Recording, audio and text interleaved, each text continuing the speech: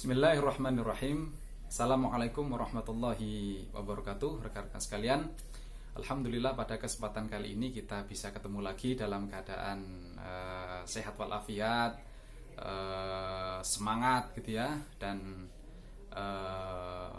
selalu ceria, bahagia gitu, mensyukuri setiap anugerah nikmat dari Allah Subhanahu wa taala kepada kita semua ya. Nah, rekan-rekan sekalian, pada kesempatan kali ini saya akan cerita ya tentang menyikapi hadis dhaif ya. Jadi cara menyikapi hadis dhaif ini terkait dengan pernyataan seorang kawan gitu, bahwasanya disebutkan dia mengatakan hadis dhaif itu sejatinya juga hadis Nabi gitu ya. Nah, jadi seperti ini. Kalau yang dimaksud itu hadis dhaif itu adalah hadis yang pasti keluar dari mulut Nabi atau perbuatan Nabi, ya tidak betul, tentu saja. Ya, ingat sekali lagi, tidak bisa dipastikan, jangankan hadis dhaif. Ya. Hadis sahih pun, hadis mutawatir pun tidak boleh mengatakan pasti dari Nabi ataupun qat'i. Ya, dari Nabi itu nggak bisa seperti itu. Apalagi hadis dhaif. Ya, jadi jelas.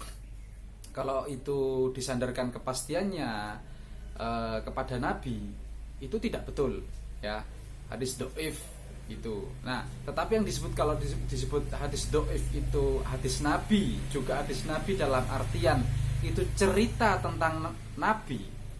Iya. Ya, hadis dhaif itu juga cerita tentang Nabi, juga hadis Nabi, yakni cerita tentang Nabi. Ya, isinya hadis Nabi itu memang cerita tentang Nabi mayoritas ya. Hadis dhaif itu memang hadis itu cerita atau berita Nabi, hadis Nabi, cerita tentang Nabi, tetapi nilainya dhaif ya. Nah, ya tentu saja kedhaifan itu biasanya kalau ulama menentukan kedhaifan sebuah hadis, biasanya itu ditinjau dari sanadnya dulu. Ya, mayoritas ulama itu biasanya menentukan sahih, hasan, dhaif, maudhu itu dari sanad biasanya. Ya. Belum sampai kepada terutama ulama-ulama salaf ya. Abad 1, 2, ketiga hijrah pertama. Tetapi ulama kholaf atau ulama kontemporer, ulama modern gitu ya, pemikir cendekiawan muslim itu menentukan kualitas atau kesahihan, kedhaifan sebuah hadis itu sudah melalui kritik, tidak hanya kritik sanad tetapi sudah kritik matan gitu. Jadi kritik redaksi teks hadis itu sendiri. Jadi kan hadis itu di samping ada sanad tapi juga ada matan dan juga ada matannya gitu ya. Nah, ulama-ulama salaf itu menentukan kualitas kesahihan dan kedhaifan sebuah hadis itu biasanya itu ditinjau dari sisi sanad ya. Banyak terutama itu ditinjau dari sisi sanad. Ya, ulama kontemporer atau khalaf sekalipun juga tetap harus melalui proses itu. Yang pertama uji sanad dan kedua uji matan. Nah, rekan-rekan sekalian, nah, sejatinya memang hadis itu dhanni ya, dhanni. Jadi yang dimaksud dhanni itu ya memang posisi asalnya hadis itu 50% 50% ya. Barulah kemudian ada proses tadabbur atau proses berpikir, proses olah data ya, dengan metodologi hadis ya, pemikiran hadis, maka kemudian di situ bisa naik. Kalau kualitasnya itu bisa naik, ya otomatis dhonninya itu mendekati yakin. Tetapi nggak sampai yakin 100% dah. Ya, 50 jadi naik 60%, 70, 80, 90, 99 gitu ya. Naik seperti itu. Lah, begitu juga kalau setelah proses uji kritik sanad, kritik matan, kritik fakta historis gitu, melalui ma'anil hadis. Ketika dia semakin meragukan otomatis yang turun kualitasnya dari 50% jadi 40, 30, 20, 10 ya. Hadis dhaif itu ya turun. Ya. Kalau maudhu palsu ya itu sudah nol kebenaran. Ya. Jadi menurut Lisanul Arab proses seperti itu disebut dengan yakin tadabburi. Jadi yakin tadabburi itu naiknya keyakinan daripada zon atau duduga menjadi yakin, yaitu namanya yakin tadabburi. Artinya yakin setelah proses berpikir, ya, proses berpikir ilmiah. Ya, yakin tadabburi, sekali lagi ada proses berpikir itu yakin tadabburi. Nah, rekan-rekan sekalian, kalau kita mengikuti ya kajian hadis itu, ulama memberikan pendapat ya, atau istilahnya itu pemikiran beliau-beliau itu bagaimana hukum meriwayatkan hadis dhaif.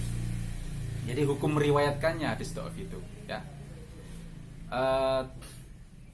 Ya ada yang mengatakan meriwayatkan hadis dhaif itu diperbolehkan. Tetapi ada syaratnya, meriwayatkan hadis dhaif itu memperbolehkan, tetapi ada syaratnya, yaitu yang pertama, hadis dhaif itu tidak terkait dengan akidah, tidak terkait dengan keyakinan. Ya, akidah itu berbicara tentang metafisik, metafisika sesuatu yang gaib-gaib, ya, tentang Allah, tentang malaikat, ya, tentang mizan, tentang mahsyar misalkan, tentang kiamat, ya, kejadian-kejadian detail gitu. Itu abstrak noun. Jadi kata benda abstrak atau dalam artian secara bahasa bisa dikatakan kata benda abstrak dan kata benda konkret ya. Secara substansial di situ maksudnya keyakinan atau akidah itu sesuatu yang metafisika gitu.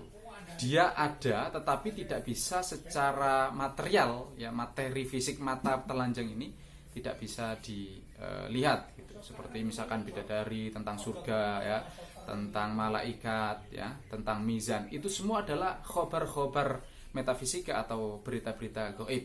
Nah, itu tentang akidah Allah misalkan, itu tentang akidah, itu nggak boleh hadis dhaif meriwayatkan hadis dhaif masalah-masalah seperti itu.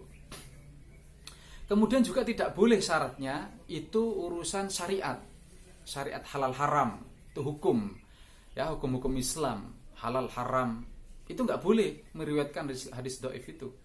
Ya, ini menurut klasifikasi ulama. Lalu apa yang diperbolehkan? Yang diperbolehkan adalah hadis-hadis yang targhib wa tarhib. Jadi hadis-hadis yang motivasi dan ancaman atau menakut-nakuti. Ya, motivasi biasanya kan gitu ada ya, pahalanya sekian gitu ya. Nah, itu namanya hadis-hadis motivasi, itu diperbolehkan. Dan juga hadis-hadis yang ancaman atau menakut-nakuti supaya orang itu takut gitu berbuat maksiat misalkan. Nah, itu ulama ada yang memperbolehkan. Ini ulama tasahul tentu saja ya, ulama yang gampangan. Termasuk ulama tasawuf itu Sufyan Ats-Tsauri, kemudian Abdurrahman Al-Mahdi ya, dan juga Ahmad bin Hambal. Ini termasuk ulama tasahul atau ulama gampangan. Kemarin saya sudah sebutkan ada ulama gampangan tasahul, ada ulama ketat tasyadud ya, seperti Imam Bukhari. Itu ulama tasyadud, ulama yang ketat sekali meloloskan hadis. Jadi enggak ulama-ulama tasyadud itu biasanya ya enggak memperbolehkan sama sekali, udah kalau sudah tahu itu dhaif itu. Kemudian hukum mengamalkannya ya hukum mengamalkan hadis dhaif itu ya mirip-mirip ya seperti tadi ya, ada ulama gampangan, ada ulama tasyadud seperti itu. Jadi hukum mengamalkan hadis dhaif itu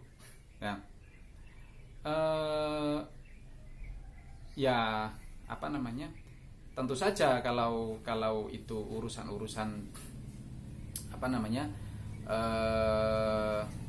ada syaratnya gitu, maksud saya ada syaratnya mengamalkan hadis dhaif itu. Ya, ada yang mengatakan hadis dhaif itu dhaifnya tidak terlalu parah, seperti itu. Ya, jadi hadis dhaifnya itu enggak terlalu gitu. Misalkan rawinya kalau yang terlalu itu misalkan kadzab gitu, pendusta misalkan. Nah, tapi kalau misalkan cuma laisa bil qawi gitu, ya. qalilud dabt, sedikit kuat hafalannya, sedikit cerdasnya, itu masih diperbolehkan. Tapi kalau sudah kadzab, pembohong, itu sudah parah dhaifnya, itu nggak diperbolehkan. Yang kedua, syaratnya mengamalkan hadis dhaif itu, syaratnya itu ada cantolannya pada hadis sahih. Ini penting. Ya. Sejatinya kalau ini kriterianya At-Tirmidzi, sebenarnya kalau sudah ada cantolannya kepada hadis sahih, itu bukan hadis dhaif sebenarnya, tetapi hadis hasan maksudnya. Ya. Artinya ulama yang memperbolehkan mengamalkan hadis dhaif itu pun sejatinya dimaksud bukan hadis dhaif, tetapi hadis hasan. Karena syaratnya itu harus ada cantolannya kepada hadis sahih. Ya, harus ada cantolannya kepada hadis sahih, barulah hadis dhaif itu boleh diamalkan. Ya, itu rekan-rekan sekalian. Ya. Nah, kalau kita tentu saja kalau itu ulama-ulama yang tasyaddud, ulama yang ketat meloloskan hadis, itu sangat hati-hati di dalam baik itu meriwayatkan hadis maupun mengamalkan hadis. Ya, mungkin beliau itu yang tasyaddud, yang ketat ini takut atau khawatir ada ancaman hadis itu. Ada ancaman hadis, man kadzdzaba alayya muta'ammidan falyatabawa maq'adahu minan nar. Barang siapa yang sengaja berdusta atas namaku, kata Nabi dalam hadis itu, maka bersiaplah tempatnya di neraka. Maka ulama yang tasyaddud, ulama hati-hati, itu enggak mengamalkan hadis dhaif, enggak meriwayatkan hadis dhaif, enggak mengamalkan hadis dhaif. Itulah sejatinya hati-hati yang sesungguhnya itu. Jadi orang yang hati-hati itu ibaratkan kendaraan, itu remnya cakram. Itulah hati-hati namanya. Enggak gampang meriwayatkan hadis, apalagi hadis dhaif gitu. Ya. Ulama yang tasahul gampangan nih. Sudah tahu itu hadis dhaif, malah dicari-cari supaya bisa diriwayatkan, masalah supaya bisa diamalkan. Ya. Contohnya Imam Bukhari, ulama tasyaddud itu, ulama yang hati-hati, yang ketat dalam meloloskan hadis. Ya, yang katanya itu grade-nya hadis Imam Bukhari itu langsung di bawah Al-Qur'an. Ya. Kenapa? Karena Imam Bukhari itu syaratnya sangat ketat dalam meloloskan hadis itu. Tidak cukup berguru murid itu, harus ketemu, harus liqo, harus muasyarah, harus liqo, harus zaman, harus dobet. Dobet itu adil dan kuat hafalannya, adil dan dobet. Ya, thiqah itu adalah adil dan dobet. Dobet itu kuat hafalannya, adil itu ya menjaga muru'ah. Ya, enggak gampangan misalkan masuk ke tempat karaoke gitu. Kalau ada rawi hadis masuk ke tempat karaoke itu menurut ulama hadis ya itu nggak diterima gitu. Ya, itu kalau ulama-ulama hadis ya. Sampai segitunya. Ya, sampai segitunya ulama tasyaddud itu. Jadi teladanilah Imam Bukhari itu. Ya. Cintailah, kalau kita cinta dengan hadis Imam Bukhari ya. Kita meneladani Imam Bukhari, yakni tasyaddud dan hati-hati di dalam meriwayatkan hadis itu. Ibaratkan sepeda tadi harus cakram rimnya. Ya.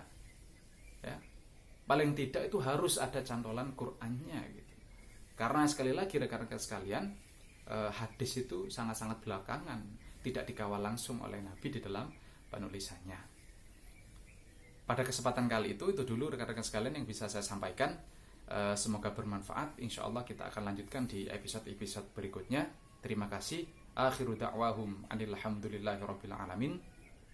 Assalamualaikum warahmatullahi wabarakatuh.